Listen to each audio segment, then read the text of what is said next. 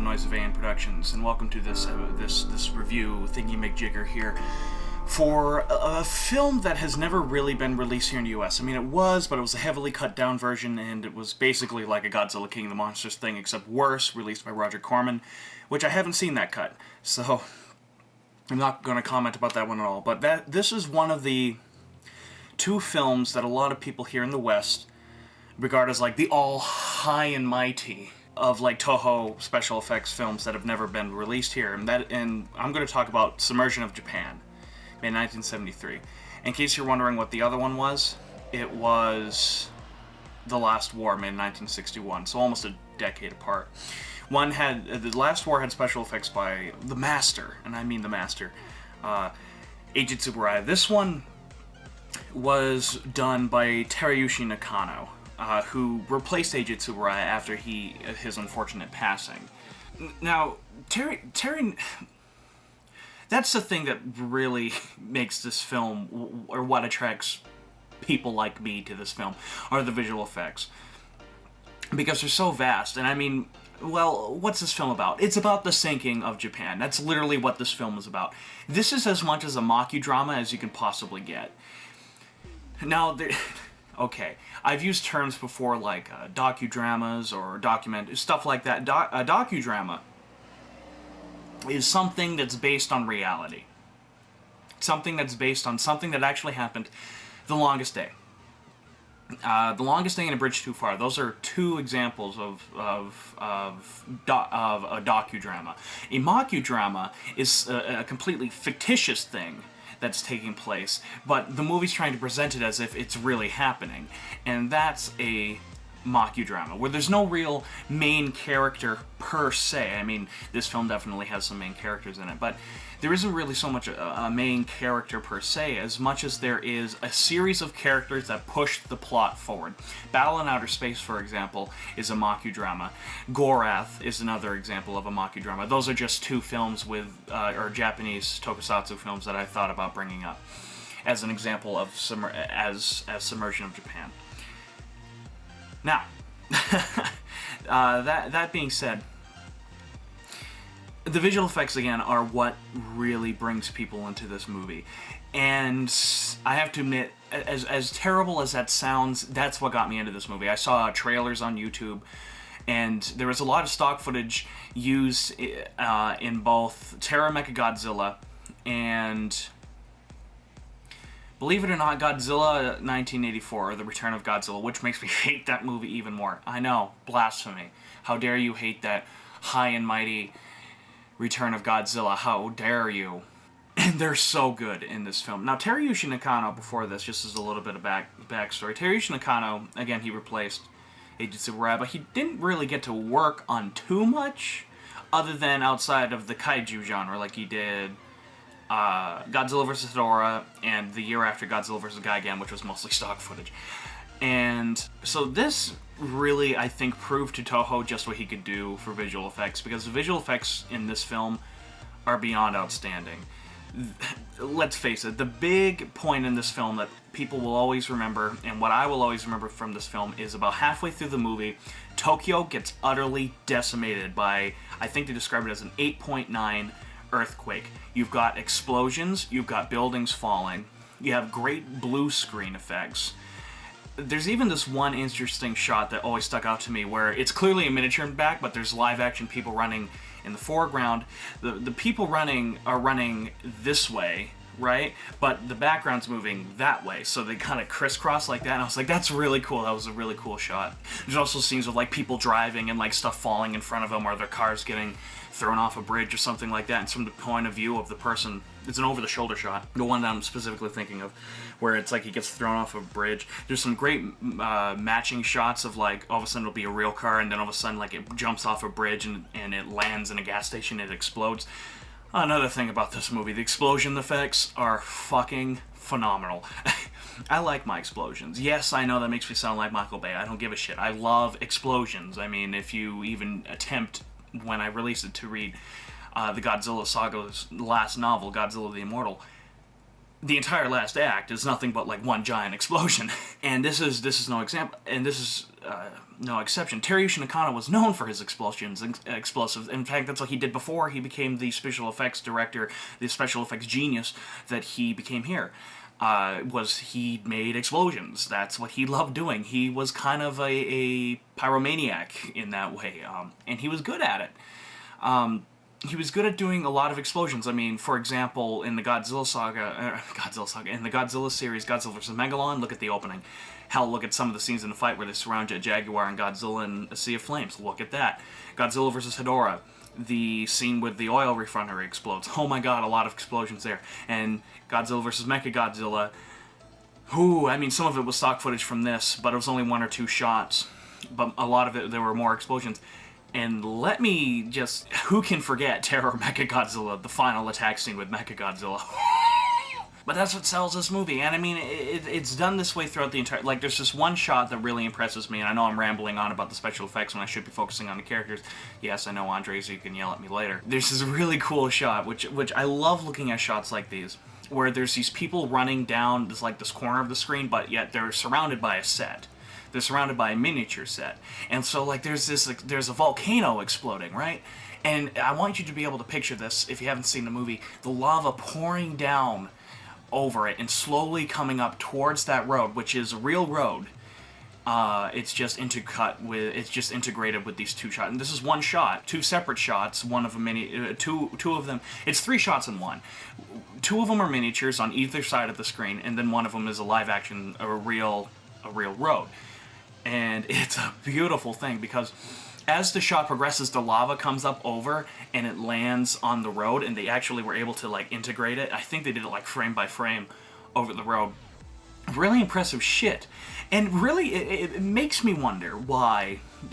Actually, I understand why, but, you know, Japanese visual effects were praised in the 1950s and 1960s, but for some reason in the 1970s, and I understand why, actually, they suddenly that was the period where everyone was like, look at that, horrible miniatures. When just the decade before that, we were praising them. I can understand why with Godzilla vs. Megalon and Godzilla vs. Gigan, and in some ways Godzilla vs. Hedorah. But Godzilla vs. Hedorah was able to hide it because a lot of it was at night. Here, the visual effects are phenomenal. I feel like if more people watch this, and actually when this movie was released in the United States by Roger Corman, the movie was a big hit. It was. It made $3.2 million for a film like this. That's a lot of money. But if more people watch this, I really want to ask, would more people want to go to Japan to do those type of visual effects? Because these visual effects, and I mean this from the bottom of my heart, are so bloody good. They're just wonderfully crafted. Everything just comes together so well with the visual effects in this film. And I do think, you know, in a tiny little intro where I said Irwin Allen was impressed, I think he was. Because if you look at a lot of his later films, or a lot of those disaster films, not just Irwin Allen, but a lot of those later disaster films such as like Meteor, Earthquake, stuff like that, they very much do kind of go with the same kind of route as Submersion of Japan. And I can't help but think that they were inspired by this film. They just kind of kept their mouth shut. because a lot of that kind of formulaic element. I mean, this isn't original to Submersion of Japan. Films like When Worlds Collide, made in the 50s, did the same thing.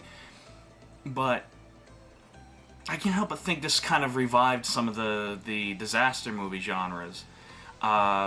Just because of how each one of these films are structured. Granted, I think this is better than a lot of the American, Italian, and British-made disaster movies. I believe this is leaps and bounds better than like Meteor and Earthquake. Earthquake was so bad. Yeah, it's a really interesting film. In terms of visual effects, the visual effects I could talk about all day.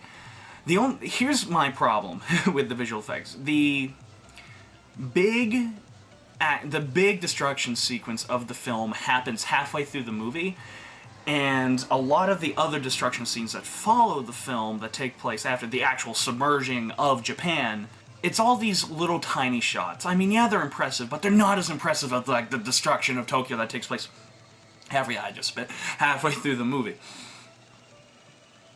And that's a problem for me. It's like you bet all your cards on this one sequence, right? Why not have that be the actual submerging of Japan, where Japan actually goes underwater? And not just the scene where Tokyo gets destroyed. And I know, it's a double-edged sword I'm on, because I'm like, that scene was so impressive and so well crafted that if they focused on the other thing, would it have been as memorable? No, but maybe the rest of the movie would have been a lot more interesting and a lot more memorable if they did it. So it's a double-edged sword what I'm talking about here. But I ultimately believe that this film would have been better if they did less with that destruction sequence and focused way more on what the actual sinking of Japan, because a lot of what happens in the rest of the movie that follows, because this movie is really split into two parts. There's the stuff leading up to the destruction of Tokyo, and then there's the stuff that takes place after the destruction of Tokyo. And everything that takes place after the destruction of Tokyo, though good in quite a few ways, it's also bad in a few ways, because a lot of it is literally just the camera shaking. Or like they're in the room and the camera shaking and a couple pieces of rubble falls down. There's no real big harumph visual effects sequence for the rest of the film. I mean, again, you have the destruction of Tokyo, and that's what everyone remembers this film for, but I wish it had more. I mean, because, you know what would have been really cool? Because there's a lot of these, like, space shots, like you see Japan, like, over the course of several months, because this movie takes place over several years. Which is another thing I like about the film. It doesn't all happen at once. Of like the how Japan sinks. It's like boom, and you just see how it's slowly being eroded away and sinking into the Pacific Ocean. Now, what would have been cool is if you see one sink while you're up there. I mean, you see a couple like cracks and stuff like that go on, but it's nothing really impressive. And the second half of the film left me wanting more in terms of the destruction. Left me wanting to see more. And as horrible as it sounds, as a moviegoer, I wanted to see more destruction. Which is my biggest problem with the film, believe it or not, is that I felt like the film was very anticlimactic. Yes, spoiler alert, Japan sinks. But we don't see it sink. Instead, we got this epic Tokyo destruction scene, but that's not the sinking of Japan. I wanted to see the sinking of Japan, and you don't really see it. You just hear about it mostly, which is very, very unfortunate. That being said, let's go on to the characters. I just spent 13 minutes talking about the visual effects. That being said, there are some interesting...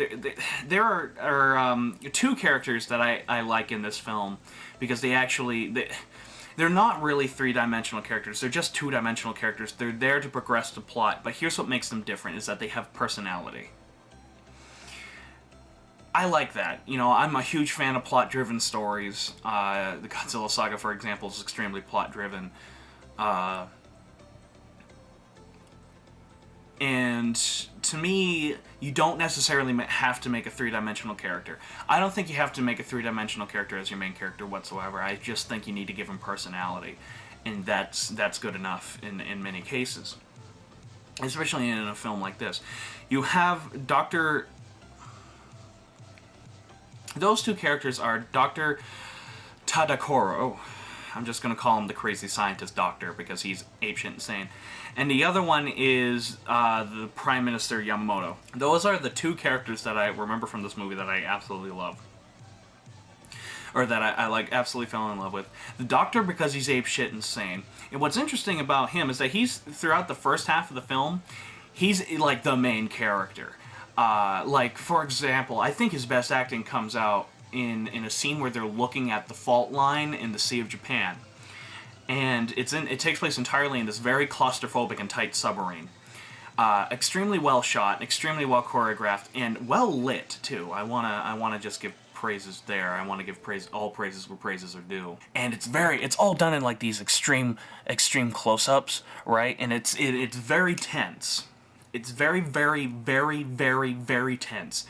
And you just see him like he's looking like he already knows. It's like he already knows that what's happening is that the fault line in Japan is finally cracking and it's finally going to go under.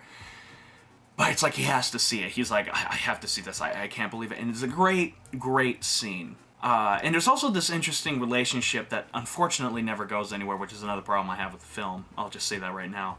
Where there's this other character named Onodera. No, not the guy from Godzilla vs. Gamera vs. Barugan. Though that would have been awesome. Onodera is this submarine expert person, and he goes down, and unfortunately he kind of takes place of the Doctor in the second half of the film. He's just not as awesome as the Doctor. Anyways, there's this kind of interesting, like, mentor kind of relationship between the two that I thought would have been better if it went throughout the whole film, but unfortunately it only goes for the first half of the film. But what we get in the first half of the film is great, because, like, when the Doctor says something's going on, and there's this Operation D, I believe it's called, and the Prime Minister passes that because he has a relationship, because the Prime Minister has a relationship with the Doctor. These group of people who are basically in charge of Operation D go to the Doctor and say, "Who do you want to pilot it?" Or we have a bunch of pilot, and the Doctor immediately says, "No, I want Onodera." Now that would have been a great scene if it was expelled upon a little more, because that would have just like, it's kind of like a father-son kind of relationship that goes on there. And unfortunately, Onodera just falls apart because of his stupid-ass love story. I hate it when there's a random love story involved in anything. And I came from this firsthand, because look at Compound of Chaos. There's no need for that love story, and if I was to go back and re-edit it, I almost cut it out completely. This has a random-ass love story in it that serves zero purpose to the plot. None. Nada. None. And it's not even a good one. Like, it's not even an interesting one, because Onodera is going... everyone's like, you gotta get married, and so they set up this date. It's not even love. It's like, we need to get married because we're Japanese and we need to get married. I'm not kidding, that's the logic behind it. That's a problem, because it's not relatable whatsoever. It does not progress the plot whatsoever. The only thing that it gives us is another kind of civilian face, and even then, it's not effective. If you want to make a good mockudrama, do just that. It's like this film, this is a problem. It's like this film was trying to do too much with too little. And that's a problem I have with a lot of these mockudramas that are made, especially the disaster film Earthquake. It's the one with Charlton Heston. There's this random romance between him and Ava Gardner, and I'm like, fuck me, it's so bad. It's terribly written, it's terribly executed, there's zero chemistry, it's terrible. The two love interests in this film, zero chemistry, terrible acting, it's terrible. There isn't one scene where they're together where I didn't want to, like, gouge my eyes out, because I'm like, God, I just want to see the destruction. I just want to see the people doing all the technobabble about the Japan actually sinking. I want to hear all the politics behind all these nations that have to take on all those civilians who are going to escape Japan, which is an awesome thing about this movie. I love how the film goes about like time for time, it goes about, like, people are going out like, we need help, and like all the nations are coming together being like, we will help you. We've never seen a disaster thing on this level of scale, so we're going to do what we can. So like a country here will like have like 2 million Japanese people go here. Basically, what's really interesting about the idea of is interesting enough to really sell it in this case, now that I'm going on a complete tangent, is that we're seeing the ultimate death of Japan. For example, there's this old man named Watari, who I have mixed feelings about because he has absolutely no purpose to the plot whatsoever. Like, he's not related to any of the people in this film. Everybody just for some reason goes to him. Maybe because he's old? I don't know. That's the only reason why I could see that, which I'm like, I don't fucking care. Even though he has a great scene at the end of the film. But he says, I want the Imperial Japanese family to be spread out, and I want them to be integrated. And there's even, during the final scene of the film, Watari looks at his he's really old and decrepit, and he's basically dying. And the last scene he's in is he goes to his niece and says, I want you to marry a Japanese man. No. And he corrects himself and he says, I want you to marry anyone just to make yourself happy. Now, that's awesome. Like, I do. I genuinely liked that scene. And if anything, I think Ishiro Honda would have been very happy with this film, because this film depicts there being problems with politics and the entire, like, UN and everything like that, but yet at the same time, in the end, we all came together to help Japan in this crisis. And though we couldn't save everyone, and the film makes a point that we couldn't save anyone, the Prime Minister actually says if we can just save one life, it's been worth it. We helped. And I honestly believe, and I do, and I'm a tad bit of an optimist in this area. I do believe that if a country was to actually sink, I believe we would help them this way. I do believe that we would forget national boundaries at this moment, and we would actually work together. I'm not afraid to admit that. Not afraid to admit that either. But anyways, that was a very good scene. That was the only scene with Watari that I really like. Well, there's a scene with Watari and the doctor, where the doctor explains to him what's going on in Japan, and seeing the reactions of Watari was very interesting. Watari is played by a very talented actor, and his first name is Shogo. I can't remember his name, but a very talented actor, and his performance is good. It's just that he doesn't really serve any point to the plot. I was talking with my friend Patrick Galvin, aka the Unknown 837, who adores this film, which I don't. But he said he was more symbolic than anything else. I wish they had one line in there, like for example, the scene with him and the doctor. It would have been fine if all of a sudden the doctor said, "Yes, Dad," or "Yes, Father," and then I would have been like, "Fine, he has a purpose. He has a very small purpose to the plot, but he has a purpose to the plot. He's a relative to the Doctor." Or even if it wasn't the Doctor, it explains, like, if he just added like one line of dialogue where he's like, "You were my professor once," or "You were a good friend once," or "You were my mentor once," it would have been fine. But there isn't, and I have a problem with that because he's just this random old guy. So I guess in Japan, if you're old, that automatically makes you. And I know they have a very senior. I don't know what to call it, but they very much so respect seniors, and I honestly wish America had something more along those lines, instead of scoffing them off and pretending like nothing's really there, and then they just disappear. But this makes it look like they go out to any random old guy and just tell them everything, because everybody in this movie goes to Watari. And I wish there was more of a reason or an explanation as to why there isn't, and I was looking for one. Like, I even rewatched the whole first half of the film, and I'm like, did I miss it? All the scenes that Watari's in, there's no explanation, and that's a problem for me. Anyways, after that tangent, let's go back to Odendera. Odendera's boring. I'm sorry, he's boring. I wasn't interested in him whatsoever, because most of his plot revolves around this bullshit romance that does not progress anything. It just basically adds fluff. And apparently there's a 2-hour cut of this film that's not the American cut. There's a 2-hour cut of this film that I want to see, because it cut out a lot of this fluff. Especially, it almost completely eliminated the romance. I almost want to see that version, because I'm like, I bet you that one's better. But all this romance does is slow down the plot and just try to give character to people that don't really need any character.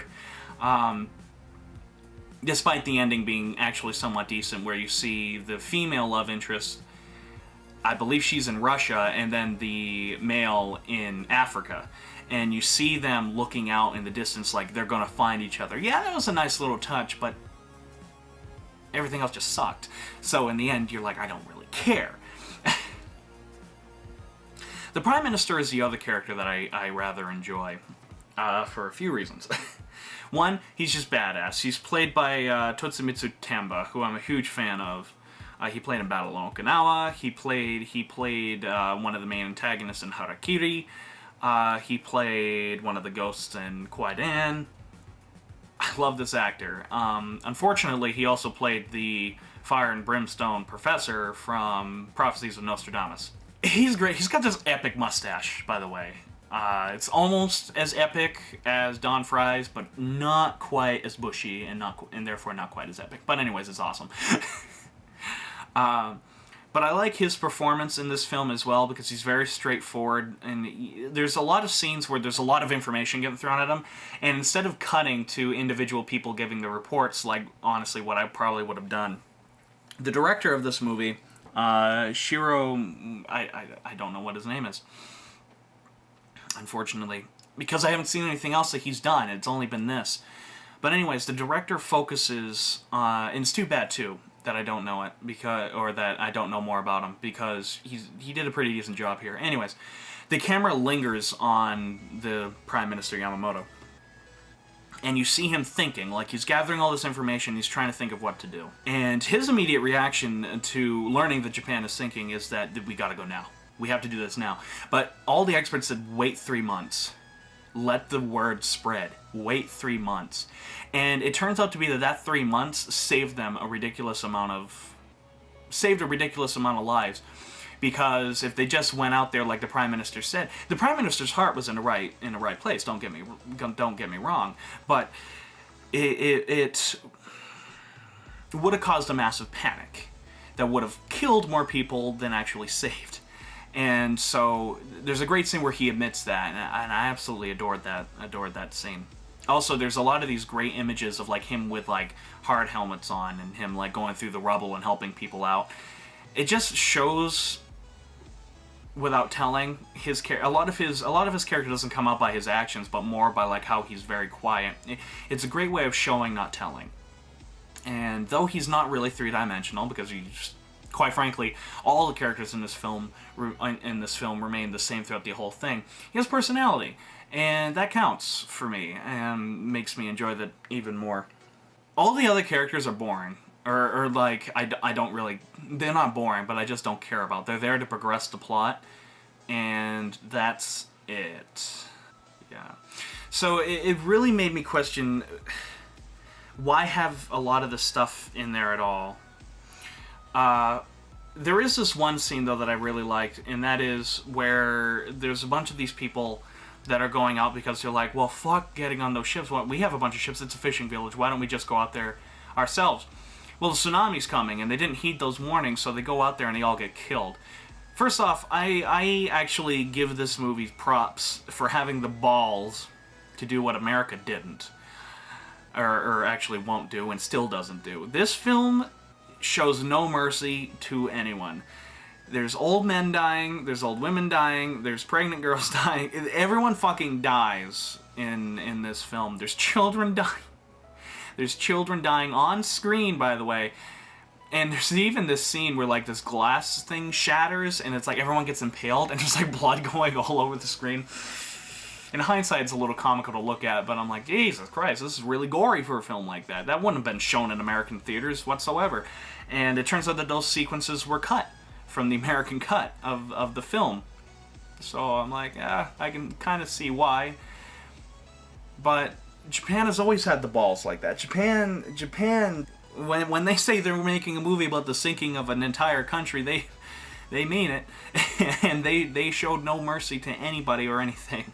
The music score for this film is done by Maestro Masaru Sato, who is known for a lot of his Akira Kurosawa movies, Well, I know him for the few Godzilla scores that he did, which was Son of Godzilla, Godzilla vs. the Sea Monster, and Godzilla vs. Mechagodzilla. Now, he provided a score for this, and I listened to it on its own. A channel uploaded the entire soundtrack, and I listened to it on its own. On its own, it sounds fine. It just sounds a little generic. And I know the Unknown 837 Patrick praised the score, and I feel bad because I'm about to kind of derail it.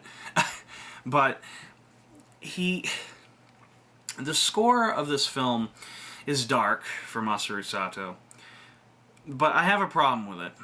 And it's a very simple problem, and that is it's not big enough. It's not big enough, and it's not brash enough. That's my problem. What do I mean by brash? It's not... This is an epic film, in every sense of the word. There's hundreds of extras, there's a shit ton of miniatures, a lot of visual effects. This is an epic film. There's no denying that. An epic film deserves an epic score to go with it. And the problem is, Masaru Sato's score just isn't... I mean, it's good, but it just isn't epic enough. It isn't brash enough. Like, the destruction sequences, the music score just wasn't right. It just didn't fit, for me anyways. It just didn't fit. And again, this is all just opinion-based, but to me it just didn't feel right to go along with it. It's interesting, back in 1970 there's a film called Space Amoeba, where Akira Ifukube did the music for that, and I said Masaru Sato would have been more suitable to make a score for that film since it takes place on an island and it's more upbeat. The music for that movie just didn't fit the tone. The music was very dark, very big, and very brash, while the movie's very small and very funny and full of comedy moments. It's the reverse in this. I feel, and I honestly feel, that if Akira Ifukube did the music for this film instead of Masaru Sato, I would have liked it a lot more. Because Akira Ifukube is known for his brash soundtracks that are very unnerving, that are very, in many cases, not pleasant to listen to, but deliver a punch that a lot of music composers lack. And that's why I love him so much. But that would have been great. His music would have been great here. In fact, I was almost tempted to make a fan edit replacing all of Masaru Sato's music with his music and seeing if I liked it anymore. But Masaru Sato's score, in the end, though good, just isn't good enough to really carry the film, in my opinion. It just wasn't big enough, it just didn't pack enough punch. Though I did like the end credit music, or the music at the end of the film, I did like that. But the other problem that I have with it is that it was very generic Masaru Sato.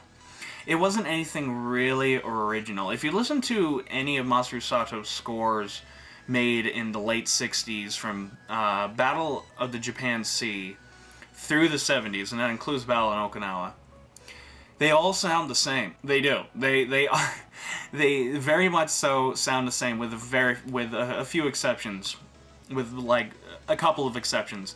Godzilla vs. Mechagodzilla, for example. But I can listen to it and I can say that's Masaru Sato. This soundtrack is no exception. And that's a problem. I feel like that's a problem because the movie doesn't really have a theme. And Akira Ifukube was big on that, where everything has a theme. And again, that's why I feel like he just would have been a better composer for this film. Or almost anybody other than Richiro Manabe. He could keep composing music for pornos. In the end, I give Submersion of Japan a nothing to be ashamed of 3 out of 4 stars. So that was my thoughts on Submersion of Japan. I hope you enjoyed. Click the like button, subscribe, and if you're kind enough, I'd wish you become my patron on Patreon. You can help support me in seeing more videos like this, or help support independent film, such as my new movie Which Way They Walk, which we continue in September, which we continue filming in September. So, like AN Productions on Facebook, like Which Way They Walk on Facebook, like the Godzilla Saga on Facebook, and if you're a Toho Tokusatsu fan, why wouldn't you be watching this? Go ahead and join Toho Nation for all crazy shenanigans by the Sons of Serizawa group, which I'm a part of. And this is Adam Noyes of AN Productions saying, signing off.